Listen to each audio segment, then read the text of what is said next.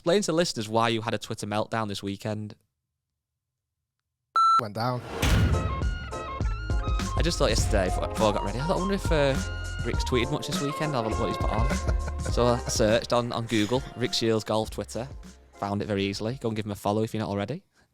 Thank you. And you did a meltdown, Rick. I don't know what. I've only texted you. Is everything all right? What was your meltdown? Explain to listeners why you had a Twitter meltdown this weekend. Went down. Didn't it? Yeah, it did. Right. I'm going to set the scene. So, as you mentioned a minute ago, Twitter isn't my favourite platform in the world. It is quite volatile, quite unpredictable, and It's everything you love, really, though. I feel like every single voice on Twitter you hear, where Facebook, Instagram, YouTube, you don't hear every voice, every comment, because there's so many. In the way that the platforms are set up, you can kind of pick and choose what you read. Twitter's not like that, is it? No. So I was flicking through Twitter, checking up on the golf. I'd watched a lot of the golf. Truth be told, I hadn't watched much on... maybe I did watch a bit on Thursday, actually, just to get the lie of the golf course. I did Thursday because we did the Break 75 on Friday, and I was talking about it. For me, I wasn't that excited about the US Open for a number of reasons. Obviously, the event, I couldn't get really behind any particular players for this week for whatever reason. The golf course didn't really excite me that much. I could see how testing it was going to be. I just didn't feel like there was anything... There's one big reason you're forgetting. On Friday, you became a massive football fan for an hour. And that was a bloody waste of time. Yeah. That was 90 minutes of my life I'm never getting back. You go, come on, the white men, come on, the whites. Go on, Marcus Sterling.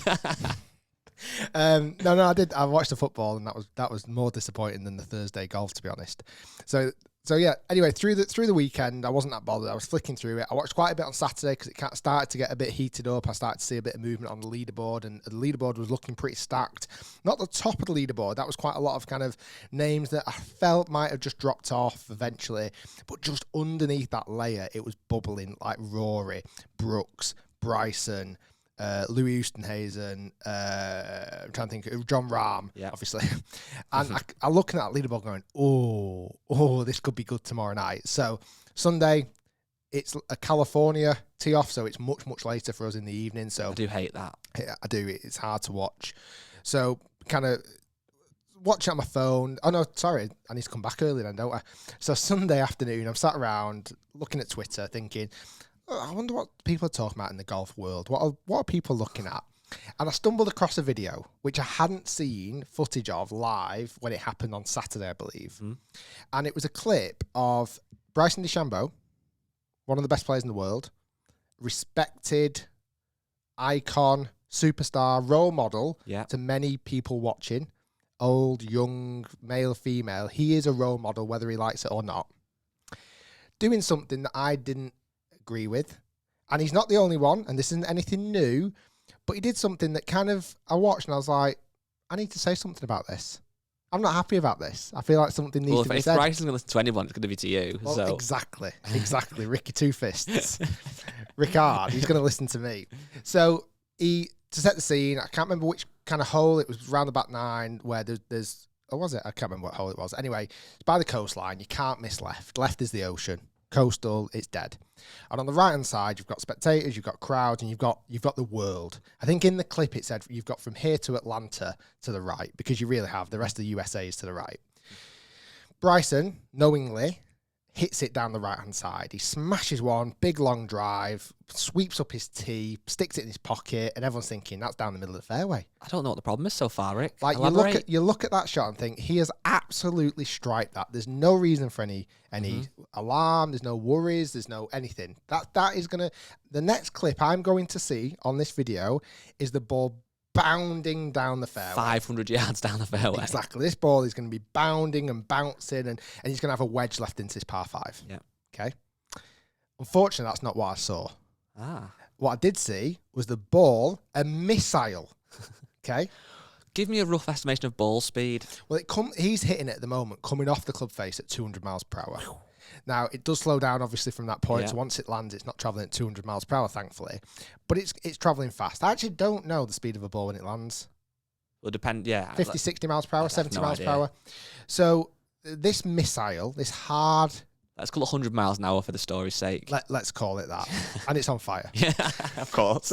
So this golf ball then lands in and amongst a crowd of spectators, unwilling, not having a clue that their life in that split moment is in jeopardy.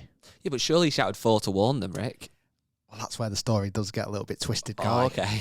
Because that's not what took place. So there was no shout, there was no warning, there was no marshalling. Those spectators had no idea that golf ball was going to land near their feet, their ankles, their heads, their children. They're sitting there, might be having a little drink, chilling out, watching the golf, thinking, this is lovely. I'm here at Torrey Pines. I'm enjoying my day. Next thing, I'm trying to get this for the kind of sound. Go on, do it really hard. Punch his fist really hard. Let's see how.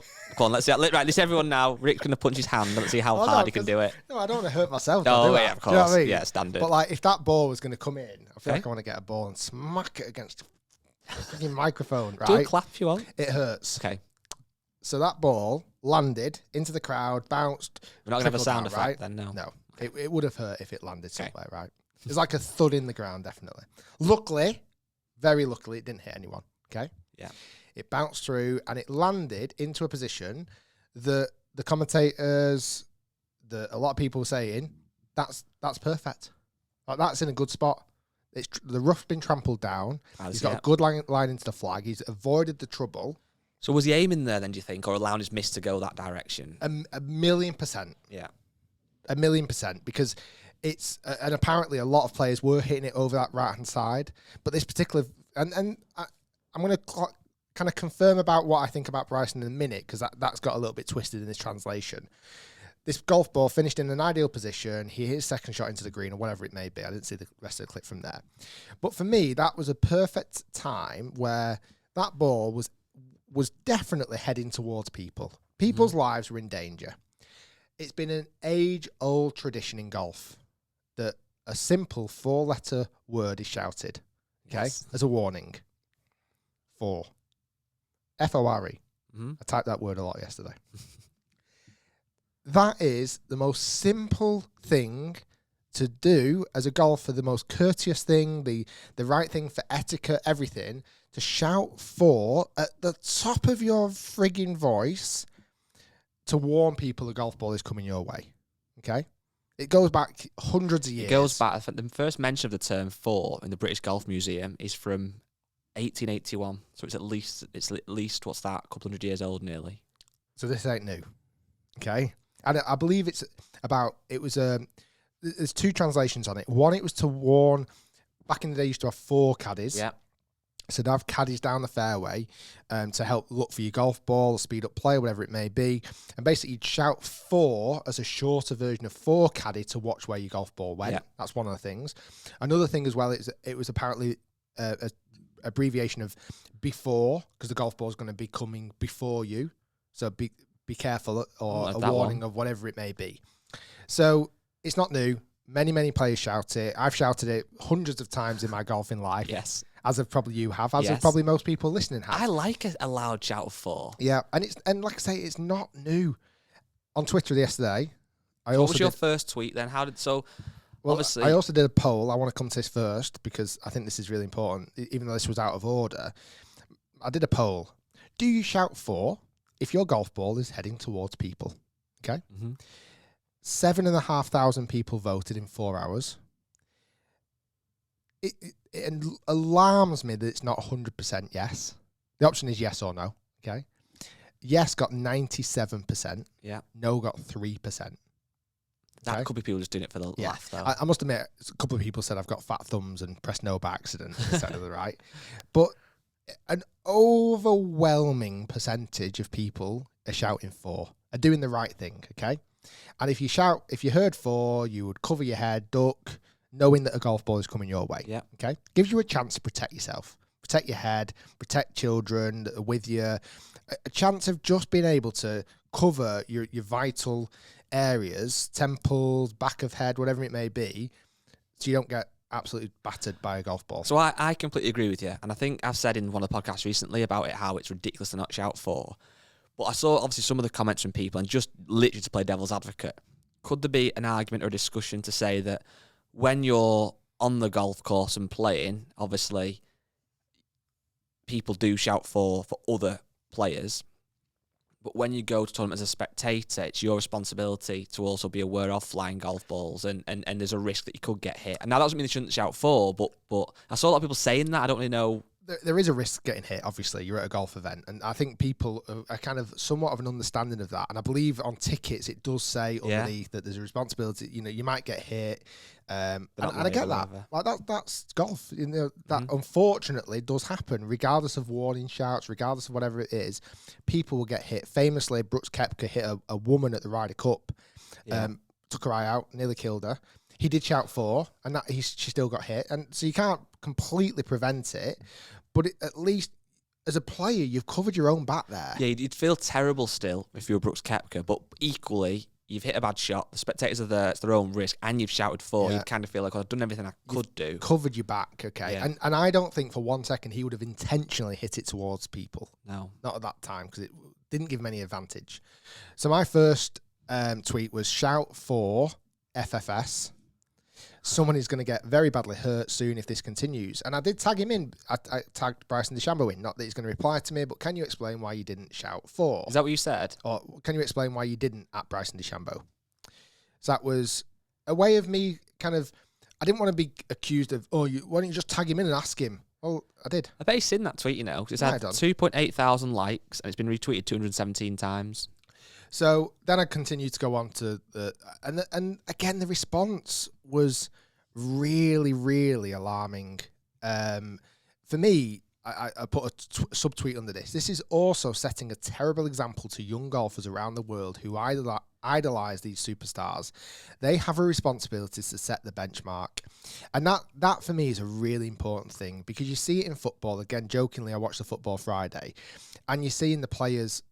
not as bad anymore. I don't feel like it's as bad in football. You might disagree, where players dive and they roll over 10 times and they spit on the ground. And I remember my wife, we were watching at the time, she went, because she was a teacher, she went, when I was teaching, that's what kids do now. They spit when they're playing football. They roll around. They try and get penalties given to them. They're arguing with the referee because they're seeing their superstars do it.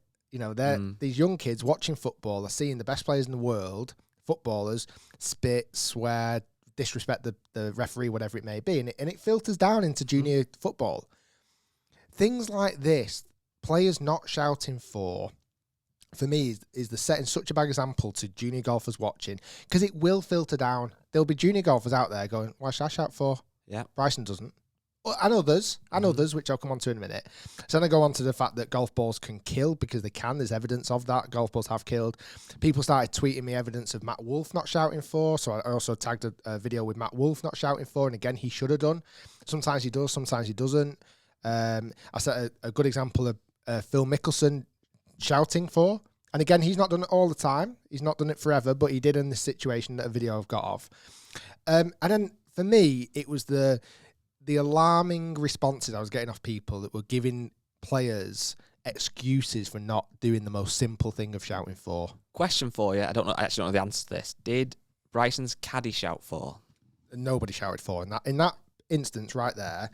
And I think this is where, because a lot of people were saying, well, around a player, and again, I've been to many tournaments, there is a lot of people there. There's marshals, there's spectators, there's scoreboard carriers, there's referees, there's caddies, there's players, right? I wouldn't expect any other person in that situation to maybe start the four. I solely put it on the player's responsibility. Really? Unless it's like, let's say, for example, that golf ball mid-flight took a turn. The wind hit it off the ocean, okay? Bryson picked up his tee, walking away, and then somebody still watching the golf ball suddenly goes, oh, crap, there's somebody in danger here, and shouts on Bryson's behalf. But I still think it's the player's responsibility to start the shout off, personally. Again, I do agree with you, and I'm just trying to find different angles to look at, but you wouldn't expect Bryson to replace his own divot, would you? Or to rake his own bunker? So could it be argued that he's paying the caddy and it should be their job? If that's what it is, that's what it is. I don't know. I'm just saying. I think I found it as well where I don't expect a fan to shout it or a marshal, because, again, I feel like they could... the player, hitting the golf ball, has the knowledge, the ability to know, I've hit that golf ball at said speed, at said distance, that far offline. I know where those people are stood. I know my ball's going to land somewhere near there. That's on the. I think that's more on the player than anyone else. Because maybe the caddy, because like I say, but I don't think you should pass the blame in this situation. I think if you're going to do it, and I very, very much respect players who do it on behalf of other players. I think that's really good. Because I think there was a clip where Matt Wolf hit it into the crowd. Again, don't quote me on exactly this, but Louis Oosthuizen shouted because Matt didn't. Awesome. Love seeing that. Because again, give people warnings. The next thing I really, really disagree with is this fact that people can't hear you when you're 350 yards down the fairway. That, again, doesn't matter. Even if you do or you don't, shout it. Cover your own back. Because, again, if you're the player shouting it, and if you're at a tournament like this, the caddies shout, the marshals shout, the other players... You can hear, can't you? You could hear somebody. And I get the ocean, but that's still no excuse. Like, I don't think that is an excuse to be able to not shout it. But going back to this kind of idea, people were then going on that I'm one being against Americans. That was one thing that I couldn't believe I was reading. People saying I'm against Americans, which I will tell you now, I am not against Americans by one bit. The two examples that I showed you of the bad ones were Americans. The example of a good one was an American. It's just the footage I could find. So I'm definitely not against that. And most of the time, I'm not against Bryson. Like, I actually quite like what he's doing to the game. I know we've talked about him quite a bit on the podcast, about the equipment he's using, his golf swing, his ability to do what he's doing with his golf game. A lot of that I really respect, and I respect the grind. I respect what he's looking at a situation and going, I can do this differently. I can do this better, and it can help me become a more proficient golfer. Huge respect for that. But don't forget that you are on TV. You are being watched by hundreds of thousands of people around the world. Do the honourable thing, the simple thing. If you know it's going to go towards crowd, and I honestly still believe that he hit it there on purpose as well, which is also a big thing, shout for. I then watched yesterday. Several times he did it again yesterday. Not one regard for shouting for. There was one really bad instance on 14. He was in a bunker short of the green. Thinned it through the back. The excuse of not being able to shout here for doesn't exist. Too close. You're 50 yards away. There was zero excuse to shout it, and it clattered into the crowd. I think a few people did shout it, clattered into the crowd and whatever. And I was like, that was simple. That was a simple, you've hit a bad golf shot. I'm not saying that you don't hit bad shots. Everyone hits bad shots, and it's not nice it goes in the crowd. The other thing I found really, really worrying, what I've heard people saying on Twitter as well, is this idea, they're aiming for the crowd so they can get a bounce back into the fairways. Are you actually having a laugh? Like, if that's the case... I don't think that's true. But also, like, that's why they're not shouting for. Yeah, but... Because think how accurate it'd have to be to hit the crowd versus hitting the fairways. That's nonsense. But also, in this idea that if you're going to shout for, at least it gives the spectators a chance to cover their head, which is the important thing. If it hits their back and bounces onto the fairway, it still works, still effective. If it hits the head, kills the person, bounce back on the fairway. I would be interested to know, because again, I'm the same as you. I think they should shout for. It's ridiculous. I think it almost looks cool if they shout forward loud. It's like, I've hit a bad shot, I'm going to own it. And ideally a direction, and ideally a right or a left. And again, this isn't justifying it at all, but I wonder, is there actually a reason why they don't? Because I can't work out. They would have grown up playing golf. Matt Wolf's only, 21 or 20, early 20s. Yep. Bryson's mid-20s. They've not... they've been playing golf as an amateur not that long ago, and it's a done thing. And this is why I tagged them. This is why I tagged them in stuff. This is why... See what the actual answer is. Give me if there's an answer, if the tour say don't shout it, we don't want to set panic up or whatever it may be. It doesn't look good. Doesn't look good on TV if you're shouting for. Give me a valid reason. And if it was across the board, if no player shouted it, okay. That's something that the tour have decided to do. I don't agree with it, but whatever it may be. But that's not the case. And you can see other players are getting frustrated with players that don't shout for. Yep. Like John Rahm, who won yesterday, will definitely come on to, because he deserves more airtime on this podcast than the players who are not shouting for. On 18, not 18, whatever hole it was yesterday, 17 or 16, he blasted it miles right. Big, loud, very obvious, shouted for, gave chance to spectators to cover their heads and not get hit. Last two things I want to talk about. First off, somebody said about how spectators, when they're there, should know where to stand and not to stand. Don't agree with that. If you've got the rope, you can stand outside the rope.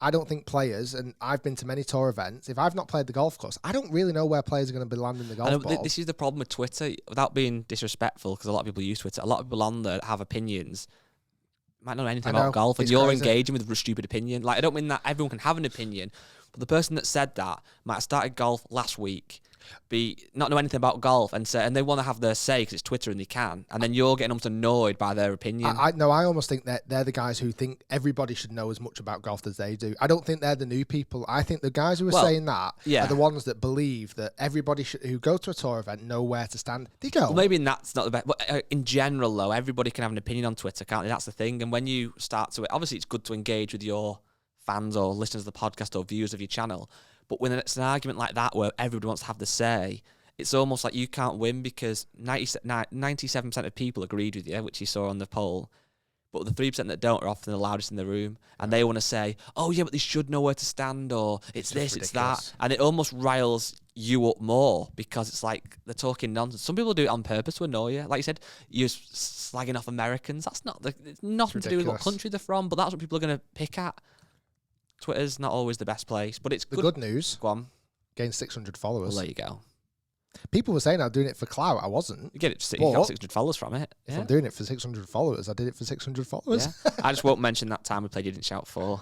No, I'm joking. You're very good at shouting for. You've got a very loud for voice. And people have said, like, you don't do it on videos.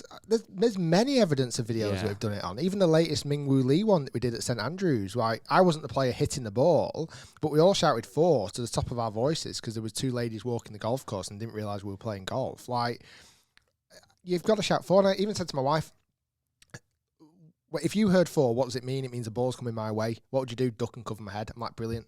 So even if anything, if I lost followers, if Bryson DeChambeau never wants to talk to me again, if he wants a boxing match, whatever it may be, if that's what it's taken to educate at least some people, one, the importance shouting for, two, what to do when a for takes place, I'm happy of annoying some people if we've managed to educate a lot of people. Yep, good.